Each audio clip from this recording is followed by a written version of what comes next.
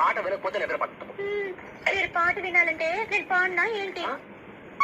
ఏమిటి, నువ్వు పాటలు పాడతావా? ఏంటండి మరి అంత తేలిక తీసేశారు?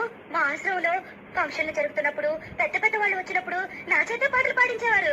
పాటలు పాడుతున్నప్పుడు ఒకటే చప్పట్లు చప్పట్లు కొట్టే కొద్దీ నేను పాడేదాన్ని. మరి ఇన్ని రోజులు నాకు ఎందుకు చెప్పలేదు డార్లింగ్? ఏదో ఒకటి వదులు.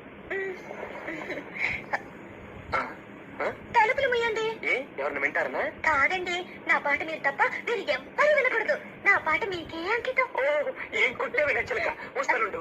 ఈ పాట నాకే అంకితం. ఓకే, ఏది పాడు.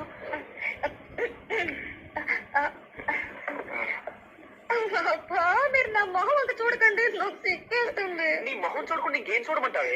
మీరు వెనక్కి తిరగండి. నా దగ్గర ఎందుకు సిగ్గు? మీరు వెనక్కి తిరుగుతాను నా పాడతాను. ఓకే ఓకే ఓకే, నా వీపు చూసి పాడు పాడు. దేవుడా దేవుడా, అమ్మా నాన్న లేని వాళ్ళం, కూడు నీళ్లు లేని వాళ్ళం, దేవుడా దేవుడా దేవుడా. ఆపు ఆపు, నీ అమ్మ కడుపులో బాంబు పెట్ట. దేవుడా దేవుడా అంటే ఎవరు పోయారనుకుంటారే. ఇది పాట కాదు, పాట కాదే, సౌఖ్యాకులు సౌఖ్యాకులు. నాయనమ్మా నాయనమ్మా, నిజంగా నా పాట బాగలేదండి. దేవుడా. పాట